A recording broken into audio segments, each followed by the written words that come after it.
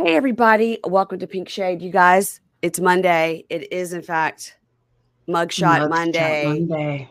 And you guys, relax, okay? We were gone for 1 week. I got so many DMs. I got one yesterday, Saturday. Like, why? Where were you? Why did are you and Keisha not covering Crime Story? Where did you go? Funny. Now, then I just started copying and pasting my answer because I didn't want to have to text them again. So I got so many. Yeah. I wondered if people think we broke up. They could have thought we broke up, but here's the thing, guys. If there's something weird in the schedule, if you just listen to the episode that is there, it will tell you where we were. And what I said was, hi, guys. This is a bonus episode of Love is Blind. I'm out of town, unable to record with Keisha this weekend. And so next week we will double it up, which we're doing. We're doubling it up today. We're going to do 4 people. So also, if you subscribe to the Pink Shade newsletter, pinkshadepodcast.com, just sign up for the newsletter. Don't cost nothing. Just once a week. Yeah. We don't sell your list or anything weird like that. It's just once a week. Comes to your inbox, tells you what's happening on the show. Okay. So yeah, I love waking up Monday morning and I've got a pink sheet. Like I even read the pink sheet every single Monday. That's so funny, even though you know what's going on. I mean, I know what's going on with the stuff that we do, but I don't know what else is going on. And I don't know, like the show is sponsored by, or you have, little discount codes and all that kind of stuff in there as well. So I love it. Yeah. So that's that, guys. I'm sorry that everybody's upset. Now, speaking of discount codes, I don't have one, but I'm going to tell you about a product that Deanna Chang told me about. We did Pop and Bravo on Thursday. She told me about this product at the very end because she loves to talk about like products for your face. And I'm just like, give it to me. I'll buy it. Like I have everything. Trying to like not go down looking like a craggly old lady. And she told me about this product and it's called, you get it on Amazon for like $8. Okay. Also, my Amazon store is on the website if you want to just click through there and I'll get 10 cents for it or whatever. But it doesn't matter. Go get it yourself. It's called LIPZI, Lipzy. And they are these things that you put on your straws. Can you see it? Yep. So that when you suck on your straw, you don't do this. You do this. And it's better for like the lines there. Because I love a straw for everything. I would drink wine with a straw if I could. I hate just sipping out of a cup. It's something about the teeth. I don't know. So I have plastic straws. Okay, I know they're not, whatever. Sorry. I have plastic straws in my house for everything. And I use, of course, a Stanley cup for all my daily water intake. It's 1,000 times a day I put my mouth on the straw. So, so you get these. They flatten your mouth out. They also have ones that are just regular glass straws that flat out as well. And I got a couple of those for in the house, and that's better than plastic straws. And I'm very excited. I put a little bag of the Lipsies in my purse. So when I'm out and about, it's going to change my life. All of a sudden, I'm going to have non-wrinkly lips because of this product. Thank you, Lipsies. Not a sponsor. And I love that for you. I really do. Because when I saw you, you're very excited. When I saw you lift your thing up with your straw, and I was like, Keisha needs one of these. I only drink out of a straw when I have this cup. Otherwise, I drink straight from a glass, a cup, a can. Yeah. I don't know why. Maybe it's like a lipstick thing. Like I feel like if I do it, then it like takes off my lipstick. I don't know. It does. I just don't like a cup. I don't like a cup. Yeah. And it's one of those things, like literally only if I'm using like a Stanley type of cup do I use a straw, or if I'm like at a restaurant or at the movies, I'll use a regular straw. But other than that, I just chug it up. Dave hates a straw. We went to dinner last night and they brought him like this sparkling lemonade and he never opened his straw. I go, what are you doing? He goes, I don't need a straw. I go, ew, you're just going to like raw dog it right into your mouth? He's like, okay.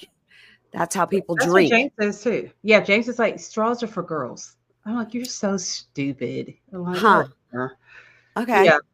I think he was just being a jackass about it. I don't think he really thinks that. But he's like, I'm a man. I don't need a straw. Like, okay. Well, maybe that's Dave's idea. So that's my first thing. The second thing I wanted to tell you about, we talked about it over on our Love is Blind coverage, which, by the way, this past Friday, we put out 10, 11, and 12. And this Friday will be 13, which is the finale, which is the weddings.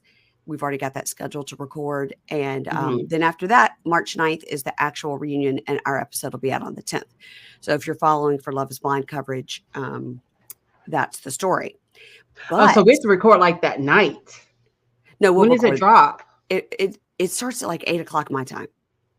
So no, at night, it's like March 9th, 8 p.m. like live.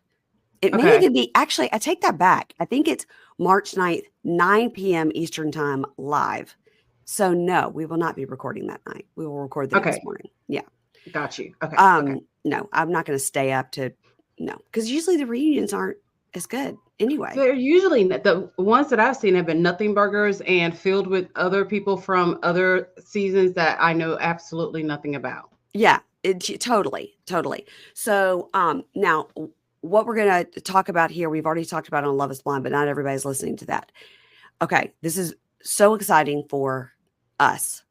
And I had Stacey Keenan of Keenan and Lakin Give You Deja Vu. It's a podcast. So it's Stacey Keenan and Christine Lakin. They were two of the stars of the show that came out in 1991, Step by Step, starring Patrick Duffy and Suzanne Summers. Now, step by step, day by day, a fresh start over. But we come to stumble, we stay.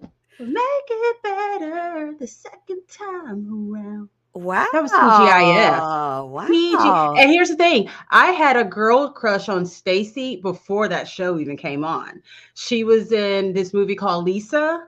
Which now it was kind of like, this is this creepy old guy going after a young girl. But back then I'm like, oh my gosh, I have a crush on him too. And it was, she used to answer the phone and I think she would say, hi guy. Like she pretended like she was older. Yeah. And then she was on My Two Dads, and I had a girl crush on her. I'm like, what's her real name? Oh, it's Anastasia. That's so exotic. Yeah. I wanted her and her bangs. I wanted to be her.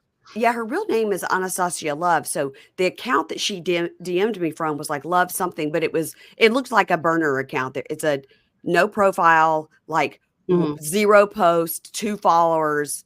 And so it went into like the hidden stuff, right? Because it looks like fake.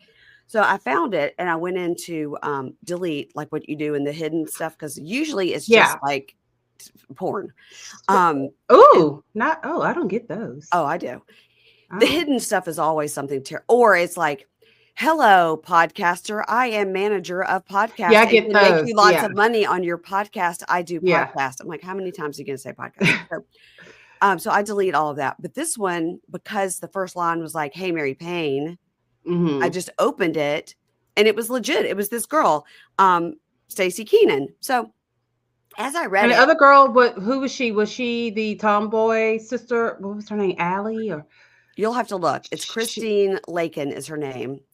Yes, she was the tomboy sister. There's always got to be a tomboy sister on the show. Yeah. And so I forwarded you the link. And did you watch it when they talked about us? No, but producer James did. Of course. Okay. It was only like 1 minute, Keisha. They talked about how much they like this. They love Wig Court. We love a good Wig Court. They love Keisha. They love Kimberly. And anyway, I just wrote her back and forth, and she was like, I'm a day one bunkie. I love listening to Love After Lockup. I love Love is Blind. She doesn't even watch the show. She just listens to us. That's awesome. At the 90 day.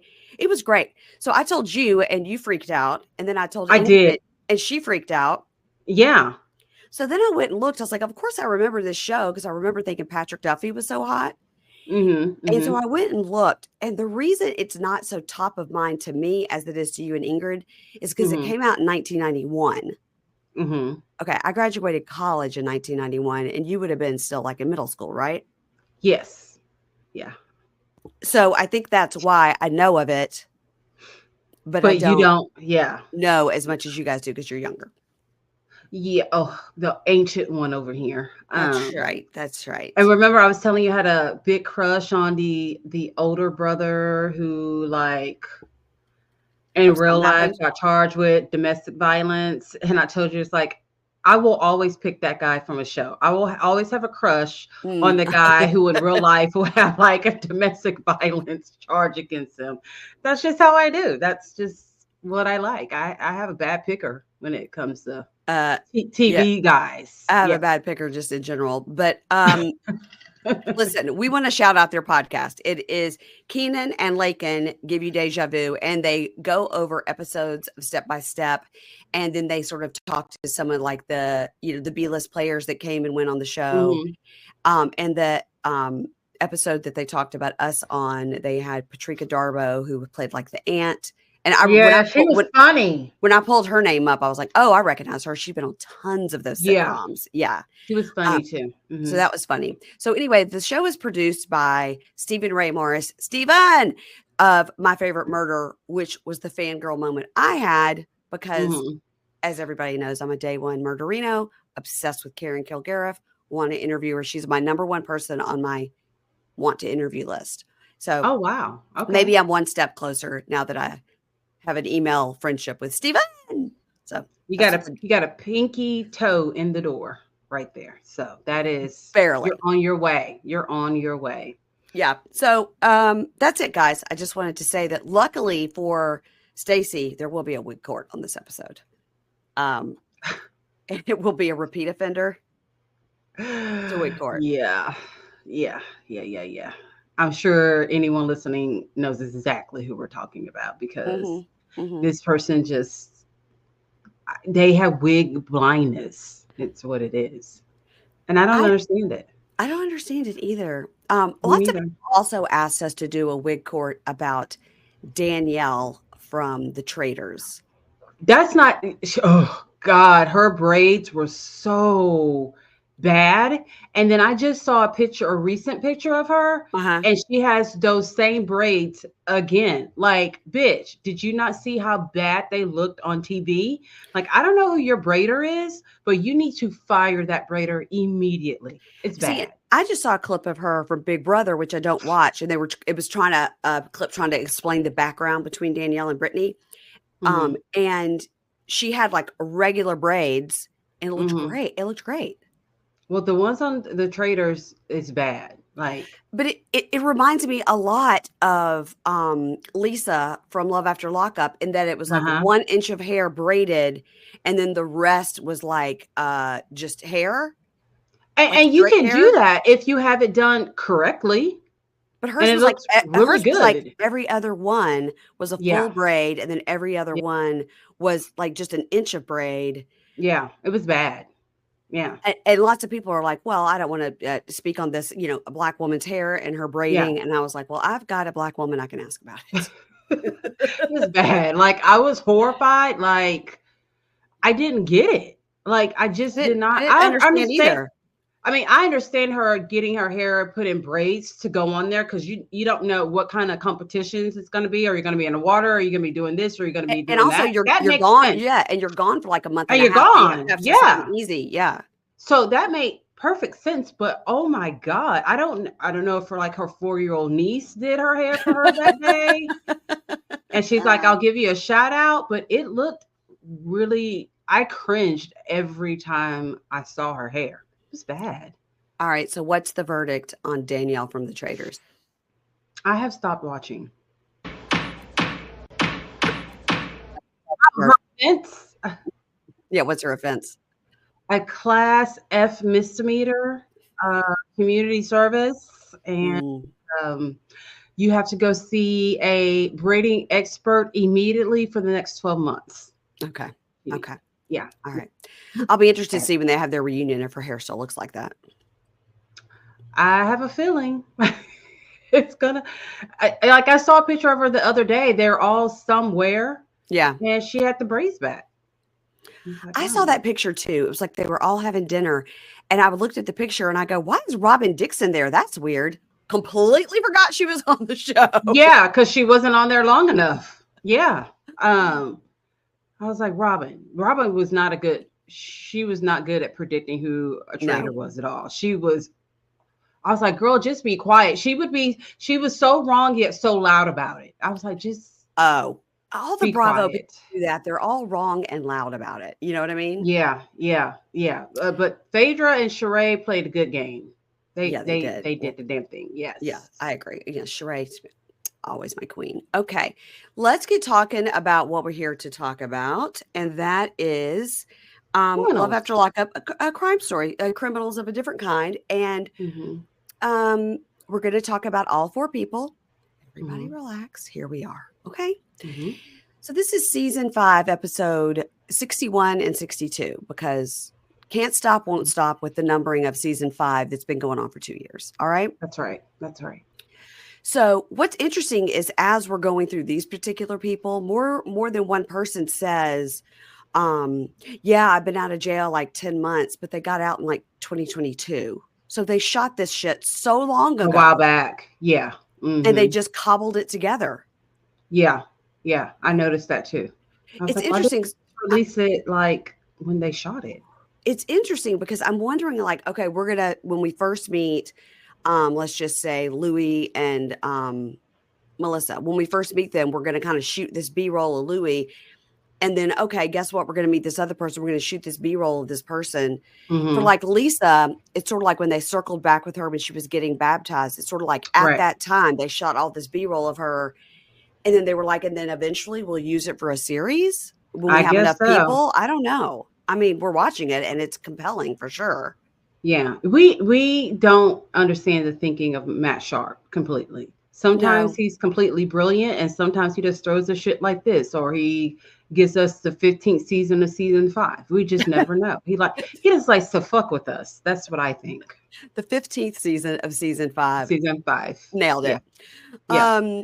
Okay. So Lizzie, and I don't know how to say her last name. Is it Combs? Combs? Combs. Combs. Let's just go with Little Lizzie. Little Lizzie. Okay, so in her talking head, we open up, and she's in a white, very conservative eyelet dress sitting in a church. Yeah. Okay, look, we get it. We get it. You are a child of Christ, but you are not the Virgin Mary. So It is. It's something. that was extra. Yeah. She's leaning all the way in. Mm-hmm. Yes, And that's fine. If it keeps her on the straight and narrow and sober and off the street, good. So she explained she was born in 1977 in a small town on a farm. It sounds like the beginning of a novel. I was born in 1977 on a small town on a farm in Michigan. She explained she felt like an outsider growing up because she was the only Black person in the community, the only Black person in her school. She never met her father, but her mom said he was an African student. Huh? Did mom go on a vacation to meet this fella, or did he come to the farm in Michigan? Unclear. Did he go back to Africa? Is he still here? Does he know he has a child? Like, yeah, all of it. Put that shit in 23andMe and see what happens. I think her mom's totally lying. I do too. She just fucked the Black guy and got pregnant and never saw the guy again. Yeah, I think so fine. too. That happens. So, she was raised by her mother and her stepfather, Frank. Mm-hmm. And she was treated like a princess. And that's because she was being bribed to keep her mouth shut. And her whole family was based on lies. It was a lot of lies. She was abused by her stepfather and her uncles from when she was a baby to 10 years old. And it stopped when she was 10 because they said she was too old. Yeah, we've heard like sexual abuse stories like that. That as soon as the girls get right about the age where they start their periods, the guys will tell them, and they start looking more like a woman. They're like, "You're too old," which is just beyond on so many levels. Beyond disgusting, beyond sad. You know. Yeah. And she was a promiscuous teenager and she sought attention from older men. And it's because she didn't feel any love in her family. We meet a therapist. I'm not going to really delve too much into these therapists and these side characters. They haven't met these people. I don't want to know you. And every time they're like, I don't know, Lizzie. The bitch, why are you talking? Like, they always say, well, I don't know, Louie. I don't know, Lizzie. I don't know, Lisa. Okay, then why are you here? No. You don't need to tell us these psychological things that we already know.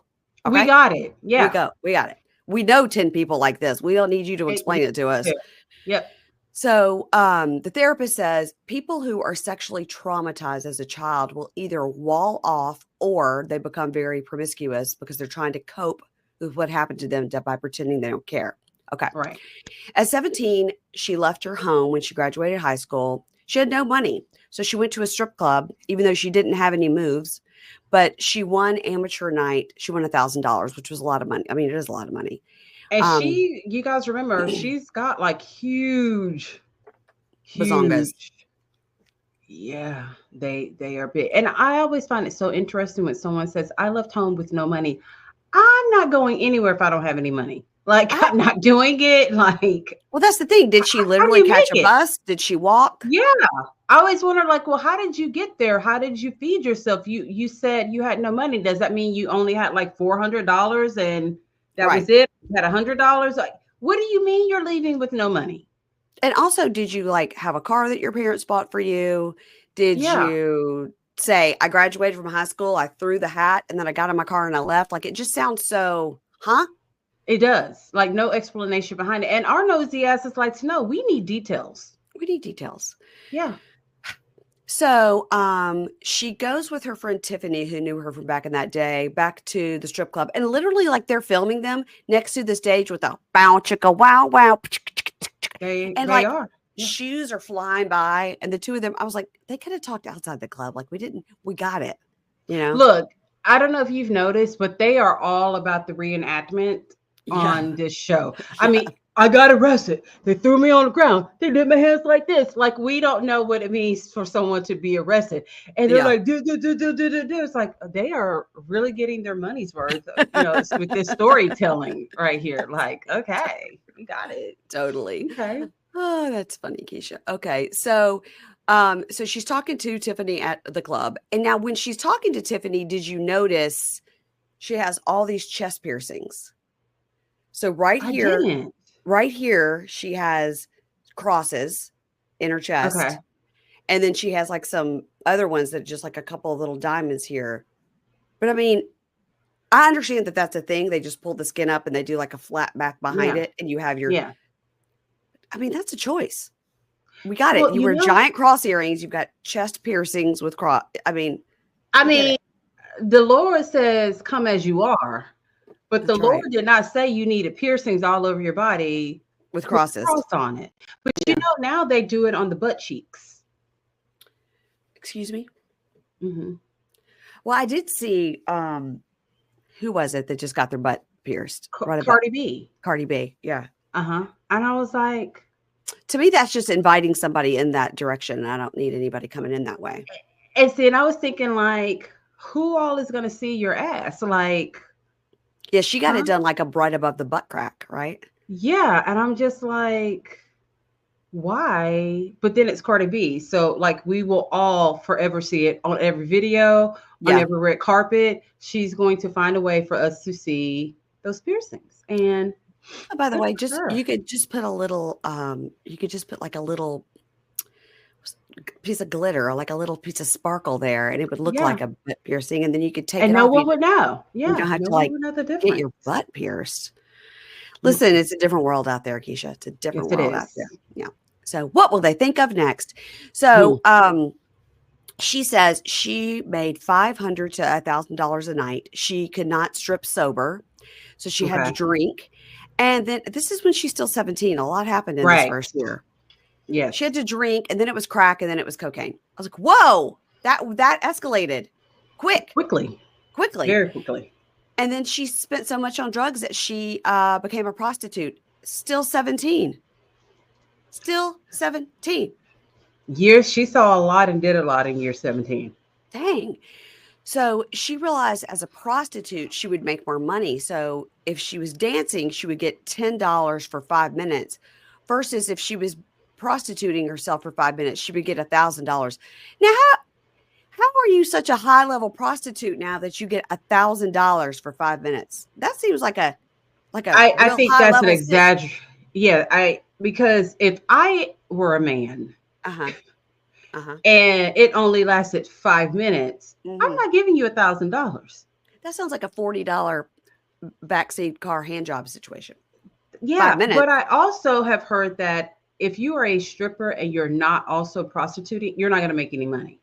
Like you have to do both. Because stripping, they're like stripping, you're just not going to make a whole bunch of money unless you've got like ass sheets that clap on their own, and you've got your pussy on fire, your nipples on fire, which some of these strippers do. You know, I watched Jocelyn's Cabaret. I've seen it all. Unless you're doing something, but everyone cannot do that unless you're doing stuff like that. Like you have to be doing something off on the side. I hate the P word, Keisha. Hate. What would you prefer me say? Just your coochie's on fire. I don't like the word coochie. All right. Well, we'll have to come up with a word that we can agree on. Maybe just vagina? No, I don't like that either. Okay, so you don't like you don't like the government name for it? No, I don't. Okay, well, we will have to work on that one. Well, we'll workshop it. We'll workshop it. Okay. So she and Tiffany talk about her pimp. This is all again age 17. A lot happened. She knows a lot. Yeah. So she has a pimp. She was on crack. She says, you know, the thing about the pimp is the pimp takes your money and just gives you dope, and then they control everything you do. Yep. And they pay you in dope. And so she says, you know, during that time, again, 17, 18 years old, she says, I had a couple of memorable clients. You know, I can't say who it is, but it's an 80s sitcom star. And I, had sex with him for $5,000. So, of course, I'm like, I bet it was Chachi. I bet it was Scott Baio. You think so? Yeah, I don't think he would pay. I don't think back then he had to pay for the word that we don't know what word we're going to use for it. Oh, for sex. I don't think he had to pay for sex. Not back then. He was hot stuff. Well, which I also had a crush on Scott Baio. I know. And he's really taking a turn. Taking a turn to the dark side. Well, I'm just saying it's Scott Baio because I hate him. Okay. So, okay. I wish you would have given us initials or something like that. A better hint. Yeah. 80s sitcom star could be. There was so many. So many. Yeah. Yeah. It was Bill Cosby. I mean, because she was already on drugs, so he didn't even have to waste any of his drugs. She would spend $200 a night on drugs. She did an 8-ball a day. Now that's a lot. I don't know what it. I mean, I know the 8-ball is a thing. Producer James is like, "What is that?" I was like, "It's about that much, like a rock that big." Do they call it an 8-ball because it's like 8 ounces, or do they call it that because it's like a 8-ball in pool? That would be really big. You know how my brain works, and I always thought it was the white part on the pool ball that says 8. Yes. Okay, that's probably right. And I'm probably wrong. Gosh, probably wrong. But if Dave was close by, I'd ask him because he knows. But he's not close by. So she talks about somebody is I'm gonna get so many DMs like, oh my gosh, so funny. You guys don't know what an 8-ball is. You guys, we're not in that cocaine world, okay? I mean, just, I gave up those days. Like I used to be a kingpin, gave up those days, and that memory was just snorted away. I can't remember how much it was. You know what I mean? Like, we're not dumb people, because sometimes I feel like people think we're dumb. We're not dumb. There's just certain things we just don't know. And by the way, it's dumb. I think it's fine that we don't know how much cocaine is an 8-ball. I think it's fine that we don't know that. I think we just made our parents proud. I was about to say, I think that Elizabeth and Charlotte, our mothers, would be like, we did one thing right. They're over here talking trash and using very bad language on this podcast, but they don't look at that. They don't know about cocaine. That's great. We did something right. Oh my God. My mother does not listen. Okay. So she talks about, she always felt like she was in danger, and she got busted. She was arrested in 1995 at 18 years old for prostitution. She explains the sting operation, and she says, it was really scary. I was 18. I got put in a pen with these other women that scary, and the charges were dropped, but I don't know why her charges were dropped, but she was scared, probably because they were just trying to get the pimp, probably. Yeah. And she said, my pimp never offered me any protection. Like I thought that's what they were supposed to do. So when that's what they're supposed to do. Yeah. Like, she says, when I got out, I got all my stuff and I just started street walking. So again, where are you sleeping at night? No idea. But she always kind of has a car though. Does she have a car? always mentions having a car. That's right. She's always drunk driving. She got to have a car. Right. Got to have a car to Mm-hmm. drink and drive all the time. We're looking at you, Yep. Karen Huger. So, right. By the way, Ingrid, I meant to tell her to send it to you. Ingrid sent me an entire orientation video for the Montgomery County Jail where Karen Huger is. It's like a 30-minute orientation video that I guess you watch when you get there. So when are and we Ingrid sent it to me. Can Ingrid get the mugshot? I know she can find. She can find anything. I think Ingrid like low key works for the CIA, and this is just like her cover. Like she wants everyone to think that she does this and like all these. She rides on the back of humpback whales, and she can play violin under the sea. You know, her hair is made of angel wings and all these wonderful things. But she really works for the CIA. No, but we do have a friend whose husband works for the CIA. That is fascinating. He'll just say something, the agency. I'm like, Mauricio's agency? No. Oh, you mean the CIA? Oh, sorry. Okay. He's like, Mauricio, like, who's that? So at age 21, she moved to Portage, Wisconsin. And in 1995, her addiction was so bad, she was drinking and driving every day. We see a list of her charges. Okay, here we go. OUI, which means operating while under the influence, misdemeanor. This is 2001. 2003, forgery, uttering and publishing. Now, uttering and publishing means I'm saying out loud, my name is Keisha Holman, and I'm going to also write it. So you double forgery. That's a felony. Oh, okay. To say it and to write it. Okay. Okay. Retail fraud, misdemeanor, 2005. In 2006, 3 times in 2006, she got a operating under the influence as a misdemeanor charges 3 times. That's misdemeanors crazy. 3 times. That was her 4th one in 2006. 2007, delivery of a controlled substance, felony. 2007, operating while intoxicated, 2 charges, misdemeanors. That's 6. And she hasn't gotten any prison time yet. 6. 2008, driving under the influence, felony. 2010, driving under the influence, felony. That is 3, 4, 5, 6, 7, 8. And 2016, possession of contraband in prison. 2017, possession of contraband in prison. So I think 2010 is when she actually went in for the 8th DUI. And then she got arrested twice while in prison for having contraband in prison. That is the definition of a bad girl right there. She says she kept getting in trouble, but she didn't want to stop her behavior, so she didn't. And being in prison was fine with her. She didn't give a shit. No different. So 2008, she goes with her friend Erica to a place called The Keg.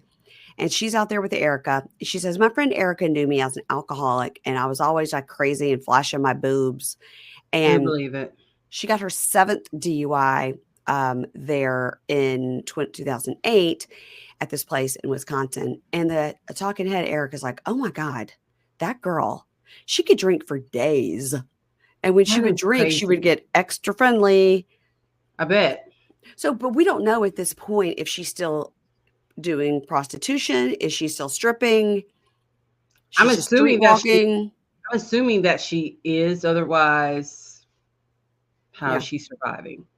Right. I mean, if she were a waitress, she would tell us, well, I would work here from 9 to 5 and then go out and get drunk and drive. True. In the dark hours. True. So Lizzie is telling about like staggering outside, and they're right by the police station. She gets arrested again, and the cop stands there and is telling us about it. But she says she doesn't totally remember it. She was blacked out.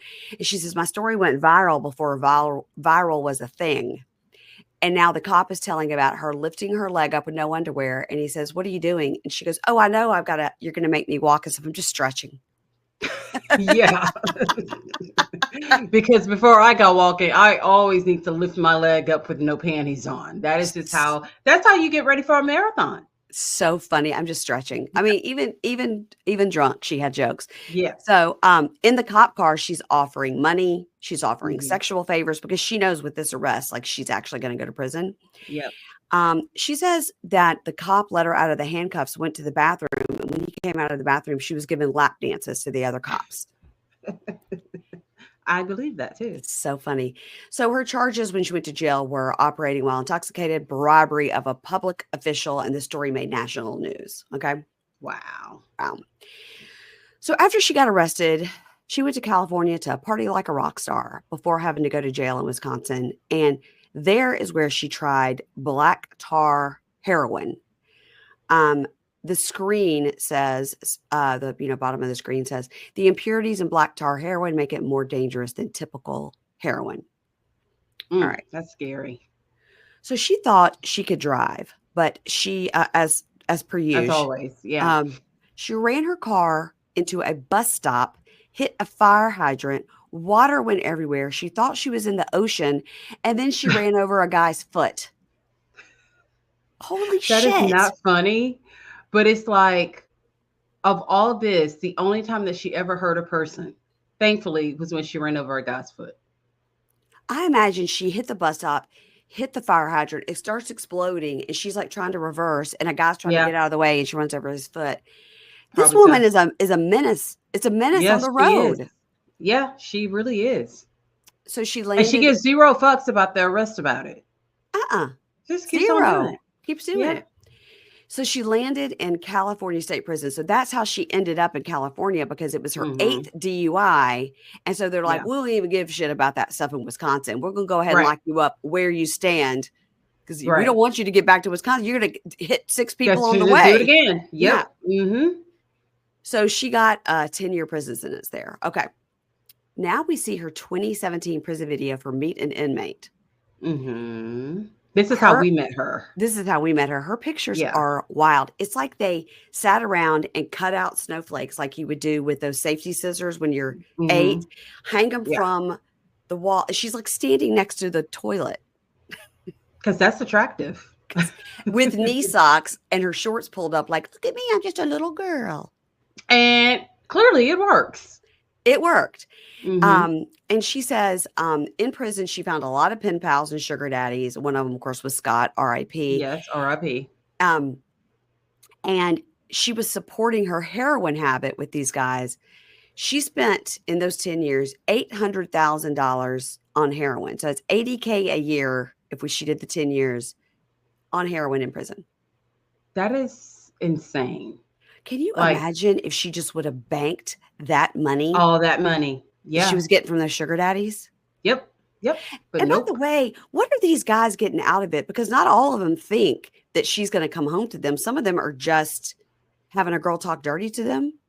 And men are nasty. That's all they need.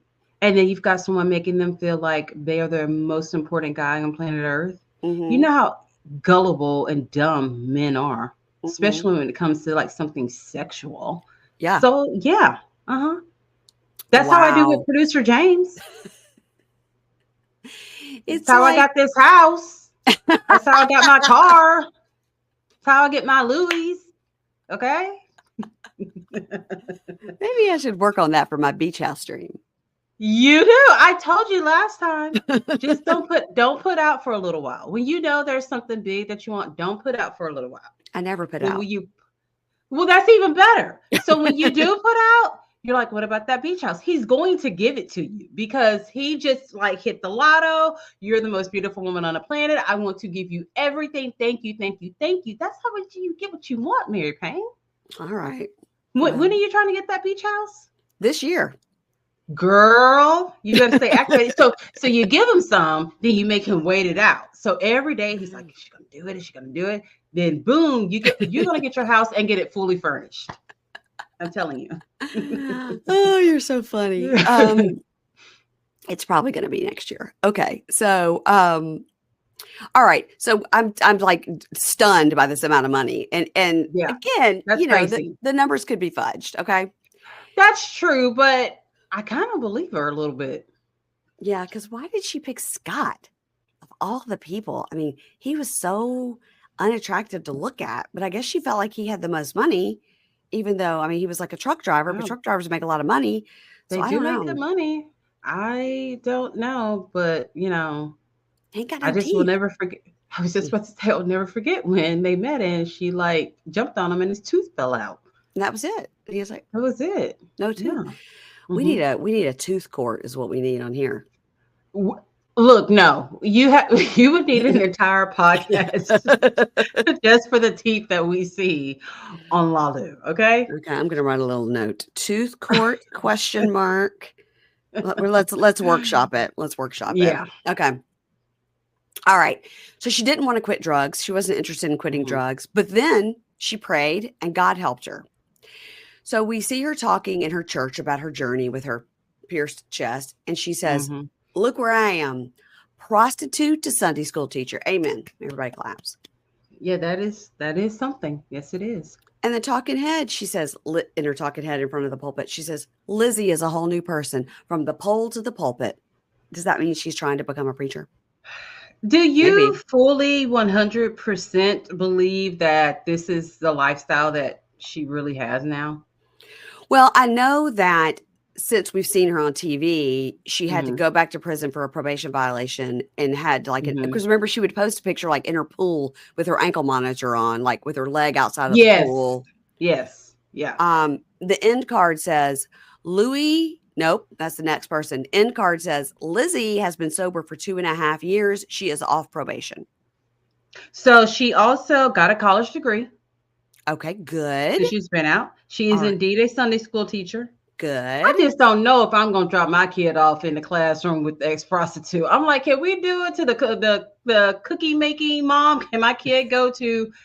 I want my kid to be over there. Just, I don't know. Listen, we know she knows how to do those cutout snowflakes. Yeah, but she's crafty. I don't know what that paper's been sitting on and what all touched that paper. I don't know what she touched before she touched that paper. I want my kid and the lady. As a matter of fact, can we put her with the 90-year-old woman? I feel real safe with my kid being in that Sunday school class. Okay. All right. So also it said that she became a medical transportation driver and she's got a YouTube channel, which I think we knew about that, where she sends out positive messages. There's just something so mischievous about her. You're telling me that this woman who got 8 DUIs, 4 more than Clank Clank Karen Huger, is now driving an ambulance? I know. Jesus save us. What? Yeah. Yes, I know. You guys, if you're in Wisconsin and you see an ambulance going by, pull over. Get out the way. If it has lights on or not, just pull over. She probably lets her titties do the steering wheel, knowing Lizzie. It's still in her. Okay. I just have a hard time believing all that is out of her system. I just do. Wow. Yeah. All right. Let's move on to Louie, please. Okay. Louie looks good, I gotta say. I was just about to say, Louie looked damn good in this episode. He's really a did. Good-looking guy. He's a good-looking, yeah, he is. And he's a nice guy. He is a nice guy who literally was so nice that like he couldn't even pull off any robberies or anything because he was so like nervous about like not being nice. Yeah. Yeah. So Louie says he liked all the drugs. And all the drugs totally fucked up his life. He was born in 1981 in Winnetka, probably said that wrong, New Jersey. We see him walking around his old neighborhood. His parents got divorced in 4th grade, and he and his mom moved there to Winnetka in 1990. He loved to play sports with his friends. He was just like a regular kid out in the street. His parents, and I guess that's one of mom's husbands because she's had several. His parents worked a lot, so he partied a lot. Right. His no parents were home. He started selling weed. And a kid at school in art class had to make like something out of clay. That kid made a weed pipe in art class at 13 years old, said, put this in the kiln, fire it up. I'm going to take it home over the weekend. The teacher said, what's it for? And the 13-year-old said, well, it's for smoking weed. He had to be, if he wasn't fucking high when he said that, it's everybody like beyond how stupid. But that is a 13-year-old boy. They do stupid shit like that. I know, like, why would you tell the teacher that? She's not formed in the front. No. And so he got in trouble because the kid started naming names, and of course named Louie as his dealer, 13 years old. So he got, basically arrested for selling weed on school property. But because he was a minor, he just got put on probation. He didn't learn his lesson. He just started selling harder drugs. He graduated high school. Now, somewhere in there, Melissa was in love with him and he didn't know it. The whole entire time, she was just lusting over Louie all these years. Graduated high school, moved to Florida for college. Went to college, yeah. Went to college. In college, it was a full-blown party. He did cocaine every single day. And he just thought that's just the way he lived.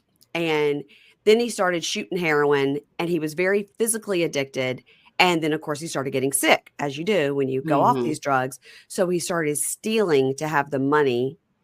A psychologist that we don't know that doesn't know Louie comes on and says, a hallmark of addiction is continued use despite negative consequences. Thank you. We know. Yeah. We know. So he dropped out of college. He moved to be with his mother, who now lived in Georgia in 2005. Fucking Donna. Fucking Donna. Yes. And we love Donna. Love her. So in 2005, he was trying to get away from the drugs. He thought, if I just move to Georgia and live with my mom, I won't be on drugs anymore. Well, that didn't work. But yeah, it very seldom does. Every once in a while, it works because you're away from the environment. Scared Straight by Donna. It didn't work. No. So he tells about his grocery shopping stealing scam. He would just fill it up, walk out of the store. Nobody would stop him. He would take it to his dealer, exchange those groceries for drugs. And he says, that is so brave. Do you know that happens here at our Safeway we go to daily? Daily. They can't do anything about it. They literally cannot do anything about it. You could fill up a cart with groceries and walk out, and because the people in the store are told not to confront people like that. And so the kids, the teenagers or whoever's doing it know, and they just pick up a 6-pack of beer and walk right out. Child, no. I'm too scared to do anything like that. I'm way too. I mean, I've been with my kid when she was little, and like when we're in the car, I see that she's got some small little knick-knack thing that she took. Yeah. And I feel like, the whole way home, there's going to be a cop behind me. Like they're all looking for me. Like, I'm like, I might as well just drive straight to the police station and turn myself in. That has happened with me one time with Anna. Like we walked out of it was like a thrift store, like a consignment store that we love to go to. And I would be like, okay, you can get like one toy. And we went in and she got the one thing she wanted, and we got something for John or whatever. And we got in the car and she had 3 things. And I go, what's that? And she goes, well, I wanted this Dora, clock. And I was like, we had to go back in. And I'm like, I'm sorry, my daughter took this, panic, full panic. So he says, once he did that, he started thinking, well, I got to come up with other ways to come up with cash, right? Right. So in 2006, he was spiraling out of control. And once he got arrested the first time, it was a domino effect. Like he kept getting arrested. So we meet Greg, his buddy he was incarcerated with from 2019 to 2021. And Louie's going to show him this area where he got in trouble. So Louie was all about the reenactments. Like, oh, yeah. He's like, I may get an actual acting gig out of this performance right here. I'm going to give it all I've got. So he says he's in front of this barbershop, right? And he tells about getting arrested. He let the cop search the car. And the cop found drugs in his car. And he tells all about the cellophane and the scraping and the testing and the, And the guy's like, oh, no, why'd you let him? He goes, I didn't know, I know. That's the step because you forget that they're so young and dumb. Yeah. He didn't know. He said, sure, search my car. So that was the first time he got a felony. So he got 5 years probation for that. And if he completed that 5 years probation and not getting in trouble, it would be expunged. Like he could have, that was a chance for him to make it right. But himself. He didn't. So he said his dad, we don't know what dad, his dad paid for him to get a lawyer, and his mom was able to bail him out. And he goes, I felt so lucky to have my parents, to help me out. Then we see a flash of 2023, which most of us, when this was filmed, his mom gave him this bracelet saying, like, whenever you look at this, know that, like, we love you and support you, whatever. He still wears that bracelet. We see it all the time. Wow. So in 2012, we talk about how he worked at Big Pie in the Sky. And we see this thing with Dirk, which we saw before. That he went and like apologized to Dirk and all this. But he was like the manager at this place. But he was horrible. He was always like falling asleep at work, or he would go over to the gas station and drink 240s while he was on his lunch break. And he constantly was fucking up. And we get the stories about him doing drugs on the job, going into the bathroom and all that stuff. And he says he was 31 years old now. And he had hit rock. I mean, wow, he'd had a long stint. He hit rock bottom. He had a $400 a day drug habit, no job, was living with his mother. I mean, $400 a day you're spending on drugs. All right, you know what? I can't do that math in my head. I know everybody thinks I'm a math genius now, but I'm not. Let's look that up. So $400 a day, clear. 400 times 365 days a year is $146,000. That's like someone's salary. Totally. Right. So if Lizzie says she spent $80,000 in prison on drugs, that actually makes sense. That's just, I just, you know, Lizzie, we doubted you, but now we don't. If we go out on like a Saturday and we're out all day, we may spend $400, and that's like a little bit shopping, lunch, drinks, dinner, an activity or two. Yeah, but we don't do that shit every day. You know what? Yeah, it's fucking expensive. Like, adds up to $146,000. Yeah, I'm just like $400 a day just on drugs. Yeah, you think about these amounts, right? And you think about Sutton on Beverly Hills getting $300,000 a month from her ex-husband in alimony. I married the wrong man. I mean, let's look that up. $300,000 a month times 12 is $3,600,000 a year on alimony. Just because you got divorced. Alimony, and then the husband, I guess, pays for all the kids' stuff, and she just pays for herself, and then she makes money off the show, too. Now, what did her ex-husband do for a living? I don't even really know. She said she learned, when she got the forensic person involved when they were getting divorced, the forensic accountant involved, she found out that she was part owner of like 2 baseball teams. She didn't even know because she had just signed it. And that's so much money. She didn't even know she owned 2 baseball teams. Yeah. Wow. Must be nice. Must be nice. All right. So now we meet a guy named Calvin. They spent 2 years in prison together. He takes Calvin to the liquor store that he robbed 11 years ago. So he says he needed the money. So he sat in the car with 2 kitchen knives trying to figure out who he was going to rob. He was just going to show the knife and like snatch a purse. Right. And he was just watching people going in and out trying to figure out who the target was. But this was not his thing. He was just a thief. He wasn't ever anybody that going to hurt anyone. Yeah. Or even threaten. He never had a weapon of any kind. And so he was just watching. So finally he went into the liquor store and grabbed a 6-pack. And when he put it on the counter, he said it was a split-second decision that he showed the guy the knife. When the guy cha-ching opened the drawer, he kept saying the draw. He opened the drawer.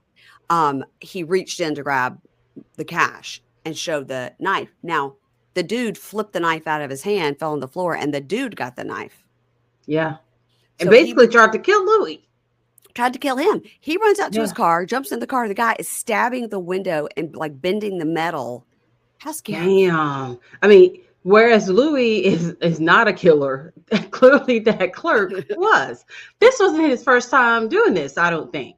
He chased that guy and stabbed the car, and Louie's like, oh my God. So he takes off and he thinks he got away. He went and got his drugs, and then he went back home and got high. And he was in his mother's car when he did this. Donna. Man. Fucking Donna. So the police called Donna at work and asked her about her car and stuff. And she goes, I was in complete disbelief. I could not believe my car was used for something like this. So with the cop at her work, the cop came to her work. Donna called him and said, Louie, you're going to have to, I don't know what you've done. And so let me let you talk to the detective. The detective speaks to him and says, look, the police are outside the police are outside your house. And do you want to surrender easily, or should we come in after you? The easy way or the hard way? And he goes, I looked out the window. I didn't see any cops outside. So I went in the bathroom and did the rest of my drugs. I mean, if you figure you're going to go to prison, you might as well do the fucking drugs that you almost got killed over. Yeah. And he said, then he came out and he said, okay, I'll come out. He walked out the front door and he said, like, the police swarmed. They came from all over. And that's crazy that they had that many police officers for that crime. Armed robbery. I mean, it was armed robbery, you know? I guess. It was a kitchen knife, but it was still armed robbery. Yeah. So Donna is like, yeah, here's where it happened right here. They had him in the yard. Like all the neighbors were watching, you know? That's so embarrassing too. Yeah. And poor Donna, she's like, what do I do? You know? Yeah. And we have to remember that's her only child. Only child. Right. Yeah. Oh God. So his sentence was 10 years and that's it. It wasn't like 10 years or any choice there. On the screen, it says in Georgia, armed robbery is a death penalty eligible offense. Damn. So Louie says, I had no idea about any law or any consequences or, you know, like I didn't know it would be a mandatory 10 years. Like he was just so used to doing petty crimes, like stealing from the grocery store or whatever. Yeah. So he said, I did 10 years for $80. $80. So he goes to his mom's house to see Donna and she meets Calvin. There was another guy there, but they never introduced whoever that guy was. I think it was the second guy. Yeah, the other guy that, he was at the dinner table. And so he tells us, I've been out of prison 11 months, November of 2022. So I was like, so that would be October of 2023 when this was filmed. Okay. Yeah. Get some more timely information here. Okay. Yeah. He's been out of prison since November of 2022. We see the video of when he got out, you know, with Melissa and the cheerleading costume and stuff. Yes. And he says 10 years was a long time, but I needed it. And it gave me a second chance at my life. And I would like, and sometimes you hear that, like it saved their lives. 10 years saved. And I have to imagine too, when they arrested him that day, I don't know. I would love to know if I ever spoke to him. And Amy Archer interviewed him. Maybe she asked that, that they hopefully put him directly into a detox, or he would have died if they didn't. If they just put him right in jail, he would have died. He would have to come down from all those drugs. They'd have to put him into a detox unit. Oh, I never really thought about that. And then take him to jail. Yeah. Yeah. The end card says, Louie has been sober since November of 2017. He will be on probation until 2032. And we know he's engaged and we know he's living his best life in New Jersey. Yeah.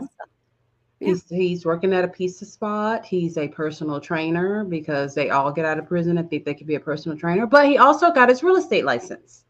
Yeah. And we see his motivational videos that, you know, we saw on this past season that they were on, which was fake, where she's like, I'm so mad because girls are looking at us. Shut up. Stop it. We know that y'all are in love and everything's fine. And I like them together, and she doesn't bug me like she bugs some people. I think they're great. I think she's funny. But I love Jersey people. I told you how she showed the lip tattoo of That's Hot. And I think Paris Hilton either like reposted it or something. Yeah. You really? Yeah. That would be pretty cool. Actually. And she's like, she loved Paris Hilton. All right. So that's the end of those two. So guys, that's the end of episode 1. And we're going to roll into episode 2. It's already in your feed. And that'll be the next two people, which is Lisa and Mikey. So that's the end of episode 1. Roll into episode 2. It's already in your feed. Okay. All right, everybody. Welcome to Pink Shade. It's Monday. It's a Mugshot Monday. This is part 2 of a 2-part recap. Part 1 is already in your feed, where we talked about, who did we talk about? Lizzie and Louie. Yeah. And this is Love After Lockup Crime Story, episode 62. This is Lisa and Mikey. And if you're wondering where the other two are, already in your feed, go watch it. And at the beginning of that episode, I explained where we were last week. So don't get mad at us. Go listen to that. Okay. It was Mayor Payne's fault. I was in Wyoming, weirdly enough. She was out of town. She was out of town. There was no way for me. Doing ungodly things. So such things that she couldn't record, you guys. Listen, the truth was I was getting back like at 8:00 on a Sunday night. It was late. And I was like, come on, girl. Let's just skip it. I told James, it's like she basically was going to be traveling the whole day and getting back late that night. And there was just going to Wyoming. People would much prefer Yeah. this version of, instead of the version they would have gotten if they recorded that night. They're like, what the fuck was wrong with them? Yeah, I think that's exactly right. All right.